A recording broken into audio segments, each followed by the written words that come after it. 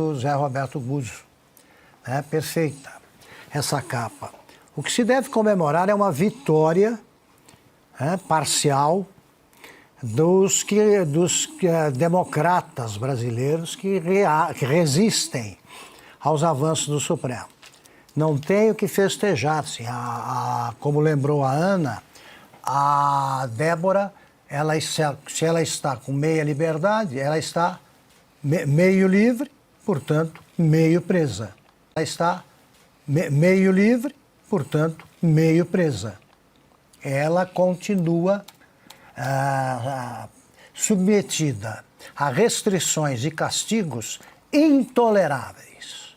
O que foi concedido a ela foi o direito de conviver com os filhos, que vão ver a mãe o tempo todo usando uma tornozeleira eletrônica, se apresentando à delegacia mais próxima de tempos em tempos, sem usar redes sociais, sem poder se manifestar e sem conversar com ninguém que possa ter algum vínculo com o 8 de janeiro.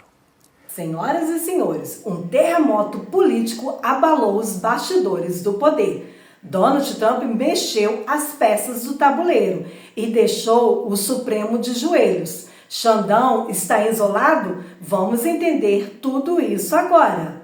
O Fux, o ministro Luiz Fux, ele deu uma chance de recuperação ao Supremo. Ao Supremo. Os dois votos previsíveis, Flávio Dino e Alexandre de Moraes, claro que eles só não deram a pena máxima, porque seria já um tapa na cara intolerável na cara do Brasil decente e intolerável. Mas ele condenou a 14 anos e, claro, Flávio Dino foi atrás. Então é o seguinte, eu manifestei essa esperança, acho que ela faz sentido agora. Na revisão do voto, na apresentação do voto, eu acredito que o ministro Luiz Fux vá inocentar a Débora quanto à autoria de crimes absurdos. Golpe de Estado, abolição violenta do Estado Democrático de Direito, etc, etc. No máximo, vai ficar em depredação, tal, e já cumpriu o máximo da pena. Mas o que fizeram, o que foi imposto a essa moça durante 2 anos, isso não tem volta. Não tem volta. Não há nenhuma concessão do Supremo a aplaudir. O que há é um recuo que deve animar os que sabem que só a pressão popular resolve esse tipo de problema. Porque ela movimenta as instituições, ela chega a ministros do Supremo e chega aos outros poderes. É o Congresso que vai ter, a Câmara, sobretudo, vai ter de resolver isso aí. E o Senado, cada um cumprindo o que lhe cabe, aí, conforme decidiu a Constituição. É a volta ao cumprimento da Constituição. Agora, uma injustiça gravíssima foi cometida e não há nada que vai apagá-la, que é essa. Espero que os juízes que faltam, além do Fux, espero que não percam a chance de melhorar a imagem do Supremo, porque o caso da Débora fez com que houvesse uma reação popular de indignação que qualquer ministro do Supremo pôde perceber. Você citou tantos elementos que, se ela tivesse tido direito ao básico que a lei garante, aliás, que o Supremo exige nas primeiras 24 horas, a uma audiência de custódia, o juiz teria dito, vai para sua casa, assina aqui um termo circunstanciado, você vai ser chamada posteriormente para prestar depoimento e entender qual foi o seu envolvimento nesse caso. Um juiz, na audiência de custódia, teria resolvido isso. Mas esses presos não tiveram audiência de custódia. O Supremo não conseguiu garantir dentro do próprio Supremo que eles tivessem audiência de custódia, que o Supremo exige que todas ou todos os fóruns e cortes façam. Interessante, né? O caso dessa menina, essa Eliane Amorim, ela está esquecida, mas é mais um dos casos dessa situação. E no caso do Jaime Junques, que você mencionou um pouco antes, Paula, já condenado e que agora vai cumprir em casa o restante da pena, mas cheio de comorbidades e doenças que político corrupto já não ficava andando de tornozeleira. Ele vai ter que usar a tornozeleira e muito provavelmente vai ter que ir lá em algum órgão da justiça uma vez por semana, ou uma delegacia, alguma coisa que o vale. E o caso da Débora dos Santos, a gente está falando de duas dores aí, né? As duas dores são latejantes. A primeira dor, claro, do ponto de vista pessoal, ter a sua prisão ilegal, absurda, abusiva, transformada em prisão domiciliar, pega o caso da Débora, por exemplo, sim, é um analgésico. Mas tem uma outra dor, e essa é a fonte maior dessa infecção, que é, sim, a desobediência completa ao Estado Democrático de Direito, que prevê o devido processo legal e o direito à ampla defesa. Volta ao caso inicial. Se essas pessoas todas tivessem passado por um juiz sério na audiência de custódia e elas nem tiveram direito nem à audiência de custódia e muito menos a um juiz sério, ou seja, não tiveram direito a absolutamente nada, a gente não estaria falando desses abusos. Neste momento, para parafrasear o próprio Supremo Tribunal Federal, prisões alongadas que geram injustiças alongadas são tortura. Do que nós estamos falando? Essa é a infecção que o Supremo poderia, até porque tem um remédio, resolver. Não parece tão disposto assim, embora tenha cedido nesse ou naquele outro caso. Precisa ir muito mais adiante. E se não for, aí obviamente parece que não está indo nesse caminho, a gente depende da anistia, que essa sim é uma prerrogativa do Congresso e que o Supremo não se meta nesse assunto. Augusto, quer complementar? Eu quero que o povo continue manifestando a sua indignação e lembrando casos que envolvem ministros que ainda estão ali no Supremo, já estavam quando isso aconteceu. O presidente do Supremo, o Luiz Roberto Barroso, defendeu por 10 anos o terrorista Cesare Battisti. Quando o tribunal resolveu que ele era culpado, que ele devia cumprir constatou que devia cumprir a pena imposta pela justiça italiana, que era de prisão perpétua por 4 assassinatos, pelo menos, o Barroso e o Supremo conseguiram transferir a decisão ilegalmente para o presidente Lula isso foi em 2010, né? E o Tarso Genro. No último dia de governo, o Lula transformou em anistiado, em exilado político, um assassino. Um assassino. Ele foi libertado, virou amigo do Tarso Genro, que eleito governador o recebia no palácio. Passavam temporadas de férias juntos. Ele foi tratado assim até que a justiça conseguiu cumprir o tratado de extradição assinado pelo Brasil com a Itália. E ele agora está cumprindo o que confessou assim que desembarcou do avião.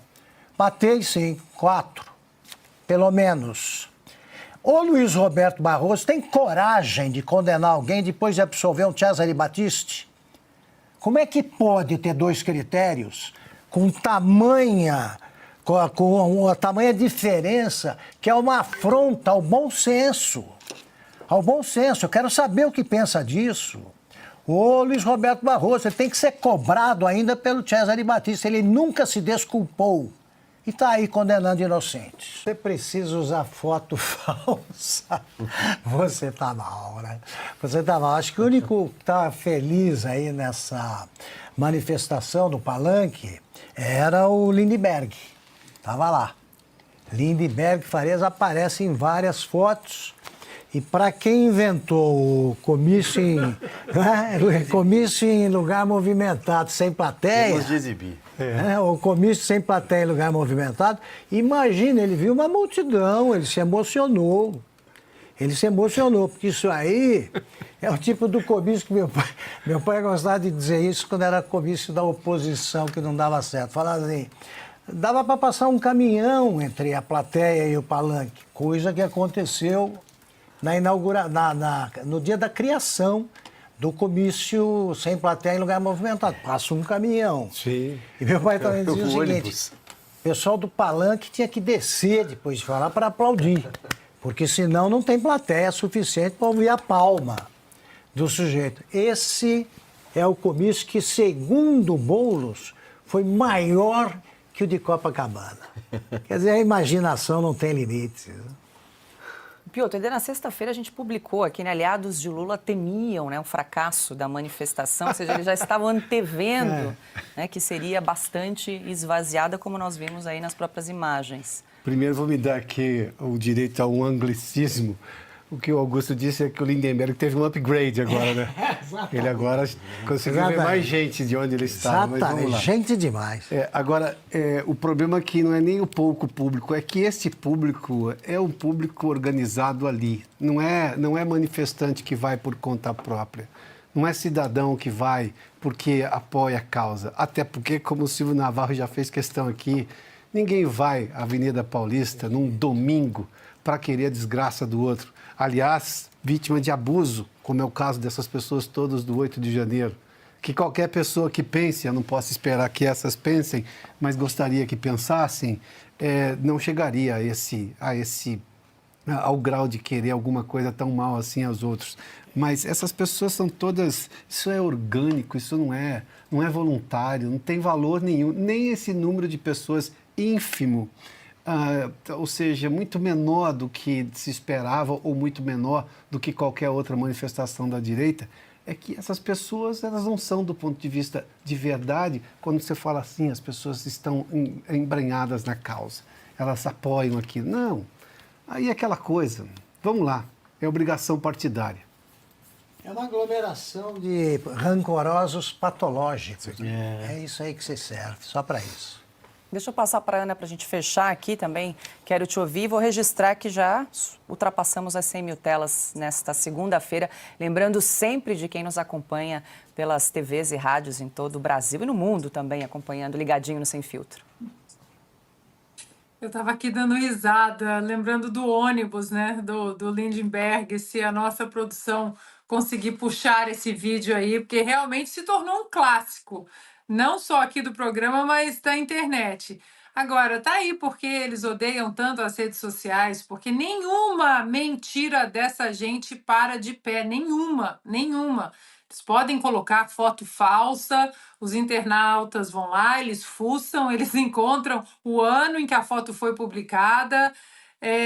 Então, como a Glaze disse num discurso recentemente, né, ela disse que a direita toma conta das redes sociais, que nós temos que fazer alguma coisa em relação a isso.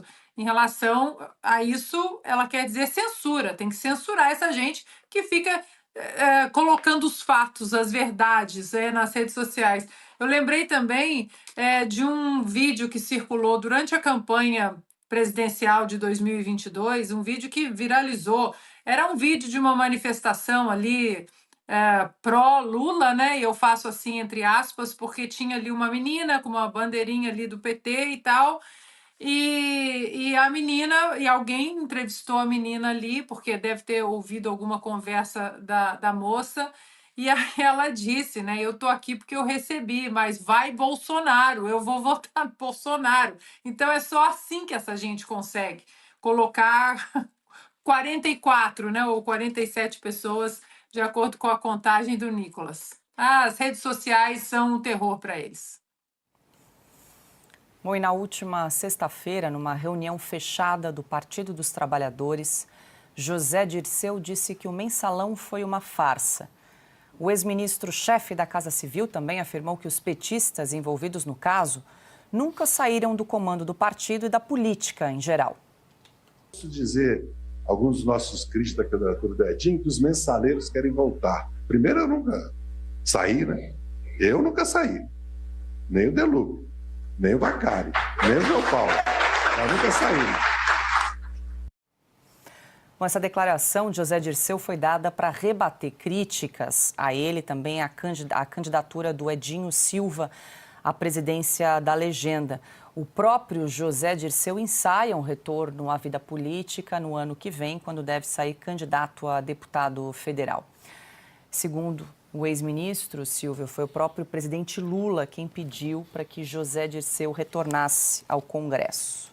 Bom, 2 pontos aqui, Paula. Bom, primeiro, quando ele diz eu nunca saí, aliás, ele faz menção a 2 tesoureiros bandidos do PT nessa fala. O Delúbio Soares, que foi condenado, foi o tesoureiro do Mensalão, e ao Vacari Neto, que foi o tesoureiro do Petrolão, também preso. Era o Moche, cobrava o pichuleco. Falei sobre isso agora há pouco. E também cito o João Paulo Cunha, que foi presidente da Câmara dos Deputados quando Lula é eleito em 2002 e assume em 2003. É o primeiro presidente da Câmara dos Deputados dessa sequência de governos do PT. Quando ele diz nunca saímos, o que ele está querendo dizer é que eles sempre estiveram com a engrenagem corrupta do PT, sempre esteve em andamento, porque o Dirceu é afastado na época do Mensalão, ele é cassado, inclusive, pela Câmara dos Deputados, ele é denunciado na ação penal 470 do Mensalão, que só vai ser julgada em 2012, muito tempo depois daquele 2005, a primeira denúncia do Roberto Jefferson, na Folha de São Paulo, é uma segunda-feira, 6 de junho de 2005. Aliás, não é a primeira é a capa da Veja, com o senhor Marinho, Maurício Marinho, colocando R$3.000 no paletó. É ali que começa a fraude dos Correios, a CPI dos Correios vai chegar no Mensalão. Pois bem, então ele está se referindo à engrenagem arquitetada por ele, esse esquema corrupto engendrado dentro da República. Agora, que ele saiu de cena, saiu sim, ele foi preso. Ele ficou atrás das grades, numa cela, o Delúbio também, o Vacari também, o João Paulo Cunha também, todos eles saíram de cena.